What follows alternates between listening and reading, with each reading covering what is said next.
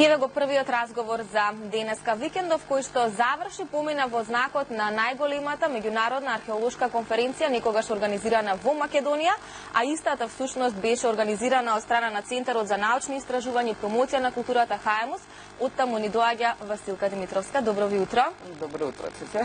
Споменав најголемата археолошка конференција некогаш организирана во Македонија, посветена на праисторијата. Ќе се служите со мене дека се уште во медиумите се пишува позитивно, се разбира во однос на истата. Ви ми споменавте дека тоа е можеби вашето најголемо достигнување. Што се случуваше на 13 и 14 март тука во Скопје? Прво да заблагодарам за поканата да гостувам во утринската програма на Телма телевизија. Прв пат гостувам во утринската програма, не во Телма телевизија. Па изминатите неколку дена, особено ударни беа петокот и саботата на 13 и на 14 март, во ЕУ инфоцентарот се случуваше меѓународна археолошка конференција посветена на праисторијата, значи на најстарите археолошки доба од историјата на човештвото. Иако тоа беше само ударен настан, имаше и неколку други пропратни настани пред и после овие датуми. Зошто најголема? Па не е дека и претходно не биле организирани археолошки конференции на различни тематики, меѓутоа оваа конференција упфати повеќе од 110 партиципанти, од кои 75 луѓе дојдоа во Скопје. Од кои се земји имаше? Имаше од 20 земји. Јас ќе пробам повеќето да ги набројам. Нашите балкански соседи, Албанија, Грција, Косово, Бугарија, Романија, Србија, Хрватска, Белгија, Германија, САД, Кипар, Турција. Не можам баш сите да ги набројам, но навистина беше импозантна бројката на учесници, а исто така беше импозантна бројката на големи светски научници, врвни археолози, кои што ни ја направија честа да дојдат овдека во Скопје. Би наброила некои од нив. Слободно. Например, тоа е професорот Јануш Козловски од Полската академија на науките и уметностите од Варшава, кој што важи за еден од најдобрите познавачи на камените индустрии на југоисточна Европа. Потоа професорот Клајв Бонсал од Универзитетот во Единбург, кој што копа во така наречената железна порта или Iron Gate во Дунав, особено палеолитски и мезолитски локалитети. Потоа Драгана Антоновиќ, која доаѓа од Археолошкиот институт во Белград при Српската академија на науките и уметностите и е председател на Српското археолошко друштво. Жаклин Вален, која е директор на Археолошкиот музеј во Загреб, професор по археологија, раководител на многу ископувања, една многу значајна личност во хрватската археологија, патем и председател на Хрватското археолошко друштво. Марија Ѓурова од Бугарската академија на науките, од Археолошкиот институт од Софија, која е една од 7 членови во бордот на European Association of Archaeologists и така натаму и така натаму. Навистина е долга листата. Голем број, импозантна бројка, ми споменавте импозантни имиња. Колку време работевте на организацијата на сето ова и дали е тешко сите овие имиња кои што ги споменавте да ги соберете во еден ден на исто место? Беше ли предизвик за вас? Ова беше на некој начин мој животен предизвик на кој што работев скоро 2 години на менеджмент, 1 година на пиар и на маркетинг, а последните неколку месеци заедно со тимот на ХАЕМУС навистина се оттепавме од работа, бидејќи еден ваков голем настан со уште неколку други пропратни настани изискуваше многу внимание, целата комплетна енергија да ја насочиме и мене навистина ми е многу криво бидејќи некои настани кои повеќе години поред ги практикуваме како означувањето на мартинките на 1 март, едноставно не можевме да ги покриеме заради тоа што целата енергија ни беше насочена кон овој настан. Имало и зошто, така? Да. Која беше улогата на сите овие археолози кои што ги споменавте, на сите овие големи имиња? Каква беше нивната улога во рамки на овие 2 дена кои што беа всушност нели присутни тие во Македонија? Прво пред се да кажам дека кога се организира една ваква конференција, таа има научен карактер и тоа е неоспорно, но секогаш вие во позадина имате неколку нивоа поради кои што овие конференции се случуваат или поради кои што овие луѓе доаѓаат на ваков тип на настани. Значи, нас прво ни беше да направиме голема промоција на македонската археологија, на македонската наука, дека многу малку не има и сме застапени воопшто и во литературата и на конференции. Потоа втора работа е дека навистина е многу скапо да се патува на големи светски конференции и од таа гледна точка испаѓа дека е многу поевтино да се организира конференција во Македонија, отколку да се дадат илјадници евра за да се оди и се присуствува на големи светски конференции. Потоа, например, најголемата димензија на ваквите собори е така наречениот нетворкинг или правење на соработки со други колеги и институции во однос на проекти, дискусии, ископувања. Секогаш се случуваат во позадината на овие конференции разговори или дебати или едноставно размена на мислење кои што придонесуваат многу повеќе за развитокот на археологијата отколку она што се случува на самиот научен симпозиум. Ми го начнавте и моето следно прашање. Се проширија ли хоризонтите на оние кои што присуствуваа во смисла на тоа дали се остварија нови контакти? Дали домашните археолози успеа да остварат контакти со некои престижни институции во Европа, во светот, бидејќи споменавте навистина голем број на земји кои што со своји представници беа учесници на конференцијата?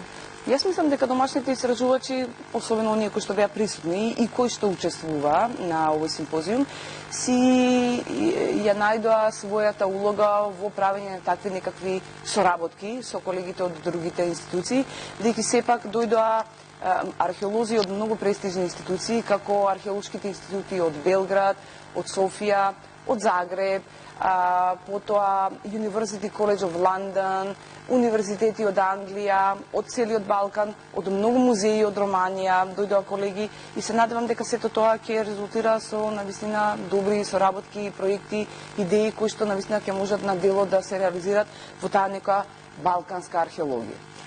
Споменав и во најавата дека низ медиумите навистина се пишуваше позитивно во однос на најголемата археолошка конференција никогаш нели организирана во Македонија. Еден коментар ми го задржа вниманието: балканската праисторија ги премина границите на Балканот. Со оглед на тоа дека многу вложивте во организацијата, задоволни ли сте од она што го постигнавте? Постигнавте ли првичната цел која што си ја поставивте кога започнавте со организација на сето ова? Знаете, кога го отворав симпозиумот, првата реченица беше дека на едно место се наоѓаат луѓето за кои сум санувала дека може би еден ден ќе ги сретнам и дека тоа е практично остварување на мојот студентски сон, бидејќи јас уште од прва година на факултет знаев дека ќе работам праисторија, на тоа дипломирав, на тоа магистрирав, на тоа го работам сега својот докторат и е навистина голема чест да се биде домаќин на такви големи луѓе, значи на големи научници, но пред се луѓе. Сега јас, бидејќи нели не знам уште колку пати ќе се појавам во медиумите, но би сакала да го искористам овој простор и да искажам голема благодарност до нашите партнери. Ние имавме неколку партнери, освен ЕУ инфоцентарот, каде што се одржуваше настанот во петокот и во саботата и кој што ни пружија на вистина голема логистика. Би сакала да заблагодарам на Екзарх, тоа е голема меѓународна организација со седиште во Холандија, која што ги обединува скоро сите музеи под отворено небо во светот и луѓето кои работат експериментална археологија. Меѓутоа, мислам дека најмногу би сакала да заблагодарам на нашиот најголем партнер и најголем пријател на оваа конференција, тој е Музеот на град Скопје, директорката Љубица Кондијанова и сите вработени во музеот, кои што од почетокот до крајот на настанот ги вложија сите можни напори за да може да се случи еден ваков голем настан. Исто така, од особено значење да го истакнеме моментот дека остваривте соработка со една престижна издавачка куќа од Оксфорд. За која издавачка куќа станува збор и што ќе биде издадено? Дали тоа дело што ќе биде издадено ќе биде достапно и тука во Македонија или ќе се продава исклучиво надвор? Значи, навистина бевме позитивно изненадени кога не контактираше една од најголемите археолошки издавачки куќи од Оксфорд, Археопрес. Се зборуваме за издавачка куќа која публикува книги и монографии со многу високо научно резиме, кои многу добро котираат во светот и се многу скапи. Прво тие посака да имаат свој штанд со изложбени книги на нашата конференција, на кој што ние нормално одговоривме позитивно, а потоа следеше и поканата да сите текстови, тоест сите презентации, подоцна вообличени во текстови, од овој симпозиум се публикуваат во посебна, специјална монографија на оваа издавачка куќа И тоа е процес кој што сигурно ќе трае 2 до 3 години додека тие текстови се напишат, се соберат, се едитираат, се публикуваат, но меѓутоа тоа ќе ја вивне буквално македонската археологија надвор од границите на Македонија, веројатно и на Балканот, и да се вратам на оваа реченица која што ја кажа професор Драгош Георгиев во изјава за еден од дневните весници, да, балканската археологија со симпозиумот во Скопје ги премина границите на Балканот, бидејќи најчесто за неа во минатото пишувале некакви си странци кои што тука доаѓале, поминувале, истражувале, ископувале, но сега тоа го прават домашните стручни лица. И сосема пред крај, може би го пропуштивме 1 март, денот кога можевме да продискутираме за значењето на мартинките. Се разбира, тоа ќе имаме можност да го направиме во некоја следна прилика, но кои се следните активности на ХМУС? Само да кажеме дека ние не ги изоставивме мартинките во онаа кесичка. Ги заставивме во емисијава. Да, но не ги изоставивме од симпозиумот. Секој од партиципантите во онаа што е кесичка конференциска доби по една спакувана мартинка со објаснување за незиното значење. Може ли накратко да го објасниме значењето на мартинките? Значењето на мартинките повеќе има една би рекла етнолошка димензија, а тоа е дека кога вие ја поклонувате мартинката на луѓето, им посакувате многу радост и пред здравје и среќа. И затоа и тие кончиња што се бело и црвено практично го значуваат тоа, среќата, животот, радоста. Тоа е еден многу убав момент на кој што луѓето, доколку од мали се научени со многу голема љубов, подоцна се сеќаваат во животот и го практикуваат. Иначе, што се однесува до следните активности на ХМУС, накратко би кажала дека ќе имаме големи проекти, ќе бидеме вклучени во големи европски проекти. Нешто што се најавува за блиска иднина, за можеби март, април? Па во најблиска иднина би рекла дека ние сме вклучени во еден голем проект за меморијалниот туризам од Првата светска војна. Тоа е една идеја кој што започна од парламентот и од Советот на регионот Долна Нормандија, вклучително со нивната канцеларија овдека во Македонија, на кој што се приклучија француската амбасада, француската алијанса и уште многу голем број на други владини, невладини организации. Тој проект кој што сега започува, ќе трае веројатно со години, ќе се зборува многу во медиумите, бидејќи тоа е тематика за која што скоро и воопшто не се зборувало. Културното наследство од Првата светска војна е нешто сосема непознато за нас, а поминаа 100 години и веќе и официјално стана археологија и историја на нашето совремие, така да веројатно ќе имаме уште многу причини да гостуваме во Телма телевизија, да. Ми споменавте дека сте им ги делеле нели тие пакети заедно со мартинките на сите присутни во рамки на археолошката конференција. Како странците реагираат на мартинките? Имаат ли тие поголема навика од македонците за истите да ги носат и така натака? Оние кои не доаѓаат од Балканот беа навистина пријатно изненадени.